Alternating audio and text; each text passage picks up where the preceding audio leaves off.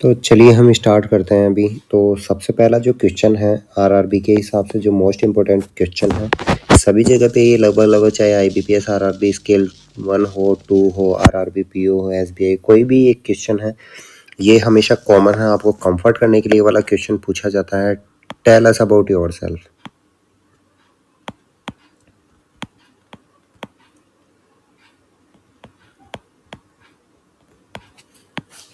तो ये वाला क्वेश्चन है, अगर आईपीपीएस आरआरबी पीओ कोई फ्रेशर की वैकेंसी जब रहती है तो इसके अंदर हमें अपने बारे में बताना होता है, जिसमें थोड़ा फैमिली बैकग्राउंड, खुद के बारे में, खुद के एजुकेशन के बारे में और क्या आपके अचीवमेंट्स अब तक रहे हैं वो हम यहाँ पे बताते हैं जब फ्रेशर का इंटरव्यू हम देने वाले होते हैं। लेकिन आईबीपीएस आरआरबी स्केल 2 और स्केल 3, ये जो एग्ज़ाम है, ये दोनों एग्ज़ाम कैसे हैं? ये एग्ज़ाम है जिसके अंदर हमें एक्सपीरियंस ज़रूरत रहती है स्केल 2 में 2 साल की और स्केल 3 के अंदर लगभग 5 साल की। तो जो एक्सपीरियंस बंदा रहता है उससे उम्मीद की जाती है वो अपने बारे में टू द पॉइंट बात करें, जैसे कि हमारी एजुकेशन क्या है ना, बैंकिंग जो एक्सपीरियंस अब तक का रहा है, जैसे बैंकिंग जॉब है ये, तो बैंकिंग एक्सपीरियंस। अगर स्पेशलिस्ट कैटेगरी में आप जा रहे हैं, जैसे स्केल 2 का आपने भरा हो, स्केल 2 के अंदर वेरियस यहाँ पे पोस्ट है, जबकि स्केल 3 के अंदर सिर्फ एक है, सीनियर मैनेजर। तो जो बैंकिंग से रिलेटेड आपका एक्सपीरियंस है वो क्या है आपका। इसके अलावा आपका अगर बैंक सॉरी रूरल बैंकिंग में आपने काम किया है तो उसके अंदर क्या आपका एक्सपीरियंस रहा है, क्या आपके अचीवमेंट इसके अंदर रहे हैं। तो इन सब के बारे में आपको यहाँ पे बताना है। तो जो भी एक्सपीरियंस आपका यहाँ पे रहता है रहा है, जो अचीवमेंट आपके हैं, उन सब के बारे में आपको यहाँ पे बताना है। तो जब भी आपको इस स्केल 2 और 3 के बारे में पूछा जाए, टेल अस अबाउट योरसेल्फ, तो आपको बेसिक बेसिक अपना यहाँ पे बताना है। ज़्यादा घुमा फिरा के लंबा चौड़ा इसके अंदर हमें नहीं देना है, क्योंकि पैनल जो रहता है, जो भी आप वहाँ पे बताने वाले हैं, उसी में से सामने से आपके पास में क्वेश्चन यहाँ पे आने वाले हैं। तो नेक्स्ट पे चलते हैं। जैसा मैंने बताया कि पहला क्वेश्चन हम लोगों ने देखिए, tell us about yourself. Generally सभी एग्जाम्स के अंदर जो इंटरव्यूज वगैरह रहते हैं उसके अंदर ये क्वेश्चन कॉमन रहता है, टेल अस अबाउट योरसेल्फ, अपने बारे में बताओ। ये क्वेश्चन इस वजह से पूछा जाता है कि कैंडिडेट जो थोड़ा सा नर्वसनेस फील कर रहा है वो वहाँ जाके थोड़ा पॉजिटिव उसके अंदर आ जाए, और जो इंटरव्यू है पैनल भी कैंडिडेट के बारे में अच्छे से जान पाए, इसके लिए पहला क्वेश्चन इस तरीके से पूछा जाता है। तो ये सभी कॉमन है, लास्ट ईयर मुझसे भी ये पूछा गया था। दूसरा जो क्वेश्चन मुझे वहाँ पे पूछा गया था, मॉनेटरी पॉलिसी से रिलेटेड पूछा गया था कि मॉनेटरी पॉलिसी से आप क्या समझते हैं, इसके बारे में मुझे पूछा गया था। फिर तीसरा क्वेश्चन मुझसे पूछा गया था कि बैंक के अंदर आपने असेट और लायबिलिटी, जैसे मैंने बीकॉम स्ट्रीम के अंदर अपना ग्रेजुएशन किया था, तो उन्होंने मुझसे पूछा था कि असेट्स और लायबिलिटीज आपने पढ़ी होगी। तो बैंकिंग के हिसाब से असेट क्या है और लायबिलिटीज क्या है। तो बेसिक ये जो क्वेश्चन, हम इस सेशन को ज़्यादा लंबा नहीं करेंगे। जो लास्ट ईयर जो मेरा एक्सपीरियंस रहा था, मुझे जो जो क्वेश्चन पूछे गए थे उन सब के बारे में यहाँ पे फटाफट हम यहाँ पे से एक बार गो थ्रू हो लेते हैं। बैंकिंग पर्सपेक्टिव से असेट और लायबिलिटीज क्या है। असेट क्या है बैंक के हिसाब से, जहाँ से भी उनको इंटरेस्ट की इनकम हो रही है वो असेट्स है, और जहाँ पे बैंक को इंटरेस्ट पे आउट देना पड़ रहा है वो बैंक की सभी लायबिलिटी है। जैसे कि कासा बैंक की एक तरीके से लाइबिलिटी है, क्योंकि डिमांड डिपॉजिट रहती है, टाइम डिपॉजिट रहती है, बैंक को उस टेन्योर के अंदर, उस टाइम ड्यूरेशन के अंदर पे करना होता है, तो वो बैंक के लिए एक लाइबिलिटी। एसेट क्या है, जो लोन्स वगैरह बैंक ने दे रखे हैं वो बैंक के लिए क्या है, असेट है, क्योंकि उस पर इंटरेस्ट इनकम उसको मिल रही है, रेवेन्यू जनरेट हो रहा है।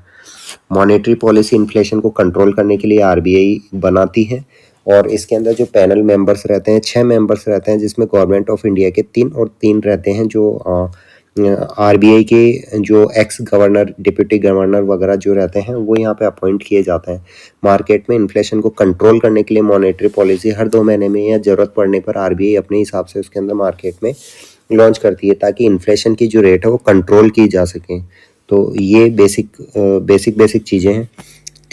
चौथा मेरे से इसके अंदर पूछा गया था, एसएमए स्पेशल मेंशन अकाउंट से आप क्या समझते हैं। फिर पांचवा मेरे से पूछा गया था वहाँ पे कि जैसे बहुत सारे कैंडिडेट्स यहाँ पे आ रहे हैं आरआरबी के अंदर ज्वाइन होने के लिए, तो हम आपको क्यों चुने, ये अपॉर्चुनिटी आपको क्यों दी जाए। तो सभी का क्या थॉट प्रोसेस अलग अलग रहता है। तो उसी के ये जो क्वेश्चन है मैं यहाँ पे जितने भी बता रहा हूँ सभी की थॉट प्रोसेस अलग अलग है। हो सकता है मेरे दिमाग में जो चीज़ आ रही हो आपके दिमाग में उससे कुछ एडवांस आ रहा हो, कुछ हट के आ रहा हो। तो ये ऐसी चीज़ें हैं जो आपको प्रिपेयर तो करनी है, लेकिन अपने हिसाब से इन चीज़ों को तैयार करना है, ताकि जब एग्ज़ाम जब इंटरव्यू आपका हो और वहाँ पे आपसे ये चीज़ें पूछी जाए तो आप अपने हिसाब से जो तैयारी आपने कर रखी है उसके हिसाब से आप इनका जवाब दे पाएँ तो ज़्यादा ये बेस्ट चीज़ें रहेगी। तो ये पाँचवा हो गया। मेरा इंटरव्यू लगभग 8 से 10 मिनट के आसपास चला था, जिसमें उन्होंने लगभग 8 से 10 क्वेश्चन ही मुझसे पूछे थे।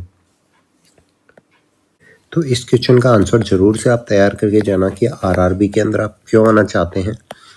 एक तो ये हो गया, और दूसरा हम आपको क्यों सेलेक्ट करें कि इस पोस्ट के लिए बहुत सारे बंदों ने अप्लाई किया है, तो उनमें से हम आपको क्यों सेलेक्ट करें इस वाले क्वेश्चन का। ये ऐसे सिचुएशनल बेस्ड क्वेश्चन होते हैं जिसके अंदर सभी के पॉइंट्स ऑफ व्यू जो रहते हैं वो डिफरेंट डिफरेंट हो सकते हैं। तो इसका मैंने क्या आंसर दिया है ये इम्पोर्टेंट नहीं है, आप इसका क्या क्या सोचते हैं इस बारे में ये ज़्यादा इम्पोर्टेंट है, क्योंकि कॉन्फिडेंट क्या है तभी आप आंसर कर पाएंगे जब इसकी बार बार आप प्रैक्टिस करेंगे।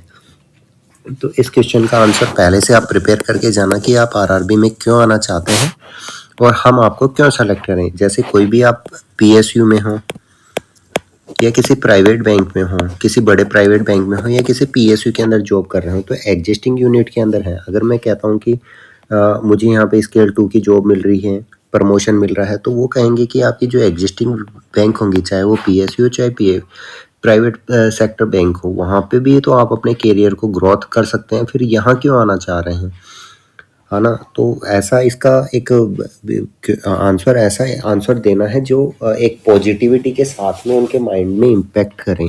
तो ये पहले से आप प्रिपेयर ये वाले क्वेश्चन की करके जाना। फिर लास्ट ईयर इसके अलावा मुझसे आप यहाँ पे पूछा गया था कि रिकवरी वगैरह से आप क्या समझते हैं। और आरआरबी जो रहती हैं इनकी जो ब्रांचें हैं वो रूरल टिपिकल रूरल एरियाज़ के अंदर ज़्यादा रहते हैं। तो आप इसमें जो रिकवरी का प्रोसेस है किस तरीके से करवाएंगे, क्योंकि बैंक के अंदर एनपीए बहुत है, सभी बैंकों के अंदर एनपीए जो एक टेंशन बना हुआ है, इस एनपीए को आप किस तरीके से रिकवरी वगैरह करेंगे ताकि ज़्यादा से ज़्यादा यहाँ पे बैंक का जो फंसा हुआ पैसा है वो वापस निकल के आए। तो मैंने तो यही जवाब दिया था कि जैसे गांव के अंदर ब्रांचें रहती है तो लोकल जो सरपंच रहेंगे या जो वहाँ के बड़े रसूखदार लोग रहेंगे मैं उनसे जाके मिलूँगा। जो कंसर्न पर्सन है अगर वाकई में उसको नीड है किसी तरह की या बैंक की तरफ से कोई हेल्प है, ताकि वो करके उसके बिज़नेस को आगे मैं इनकम जनरेट करवाने में हेल्प कर सकूँ ताकि वो यहाँ पे दे पाए। गांव के अंदर चौपाल वगैरह लगती है, वहाँ पे ओटीएस फैसिलिटी वगैरह है, वो इस तरीके से मैं कैंप वगैरह ऑर्गेनाइज करवा के जो बोरोवर है उसको मैं सपोर्ट करूँगा और बैंक के हित में जो भी हो पाएगा वो मैं यहाँ पे काम करूँगा। तो मैंने तो इसका यही लॉजिकली आंसर दिया था। आपके माइंड में कुछ इससे बेस्ट अगर आंसर आ रहा हो तो कमेंट बॉक्स में ज़रूर देना, क्योंकि ये ऐसे सिचुएशनल बेस्ड क्वेश्चन होते हैं जिसके डिफरेंट डिफरेंट मोड पे टाइम पे डिफरेंट डिफरेंट आंसर्स हो सकते हैं। तो मेरे भी नॉलेज को ये बूस्ट करेंगे और आगे अपकमिंग जो मेरे इंटरव्यू वगैरह कभी होंगे या मेरे यहाँ पे प्रमोशनल इंटरव्यूज वगैरह होंगे तो मेरे भी यहाँ पे ये काम में आएगा। फिर एक क्वेश्चन ये था कि आरआरबी की जो मैक्सिमम ब्रांचेज रहती हैं गाँव के अंदर रहती हैं, सिटीज़ के अंदर इनकी ब्रांचें कम रहती है या नहीं रहती है। तो अगर गांव की पोस्टिंग आपको दी जाए तो आप किस तरीके से बैंक के हित में काम करेंगे, बैंक का बिजनेस वगैरह बढ़ाने के अंदर काम करेंगे। तो एक ये क्वेश्चन मुझसे पूछा गया था। इसके अलावा मुझसे पूछा गया था कि जो म्यूचुअल फंड्स रहते हैं आजकल फिनटेक कंपनियां बहुत मार्केट के अंदर आ रही हैं जो कि म्यूचुअल फंड्स वगैरह या दूसरी इन्वेस्टमेंट की स्कीम्स या बॉन्ड्स वगैरह इस तरीके से बहुत सारी स्कीम्स वगैरह प्रोवाइड करवा रही हैं, जिसके अंदर जो बैंक्स का कासा है वो कासा जो है वो काफ़ी डाउन जा रहा है। तो इसमें आप एक तो फिनटेक कंपनी से आप क्या समझते हैं, दूसरा बैंक का जो कासा डाउन जा रहा है उसको किस तरीके से आप ऊपर करेंगे, जो ब्रांच के टारगेट्स वगैरह होंगे वो किस तरीके से आप अचीव करेंगे।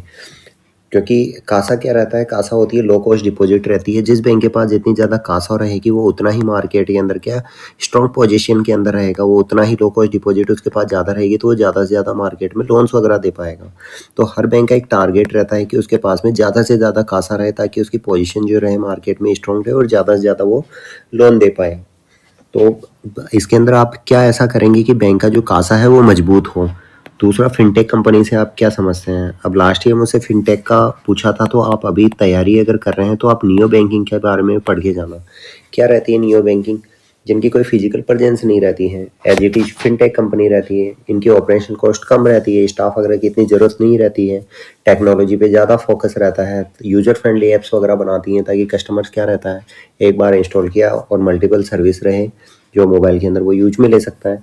तो ये वाले बेसिक मेरे 8 से 10 क्वेश्चन उन्होंने पूछे थे। ये इंटरव्यू मेरा 8 से 10 मिनट का चला था, और जो जैसा मैं देख सकता था कि जो मैंने आंसर्स वगैरह यहाँ पे किए थे वो एक पॉजिटिव माइंडसेट के साथ में किए थे, जो एक पॉजिटिव साइन मुझे दे रहा था कि मेरा इंटरव्यू ठीक ठाक गया है यहाँ पे। तो ये वाले क्वेश्चंस जो लास्ट ईयर मेरा एक्सपीरियंस रहा था उसी के बेस पे मैंने आपको बताया। अब नेक्स्ट वीडियो जब हम लेके आएंगे तो उसके अंदर हम देखेंगे स्केल 2 और 3 के लिए सिचुएशनल बेस्ड क्वेश्चन, लगभग 20 से 25 क्वेश्चंस की एक सीरीज हम ले आएंगे, जो मैं मेरे फ्रेंड्स वगैरह जिन्होंने भी स्केल 2-3 दिया है तो उन्हीं से पूछ के मैं ये वाली बनाने वाला हूँ, जो आपके लिए फ्रूटफुल रहेगी और मेरे लिए भी अच्छा रहेगा। क्योंकि ज्ञान जो है बांटने से बढ़ता है। अलग अलग सेगमेंट के लोगों से जब हम मिलेंगे तो अलग अलग नॉलेज हमें वो देंगे, अलग अलग आइडियाज़ देंगे, जिनको अपने जो है गेन करते हुए हम क्या रहेंगे, आगे बढ़ते रहेंगे। तो सेशन को लाइक शेयर सब्सक्राइब जरूर से करिएगा। नेक्स्ट वीडियो में हम 20-25 क्वेश्चन ऐसे सिचुएशनल बेस और साथ ही दूसरे क्वेश्चंस वगैरह जो बैंकिंग टर्मिनोलॉजी के हिसाब से जनरली पूछे जाते हैं उनके ऊपर बात करेंगे। तो अभी के लिए थैंक्स।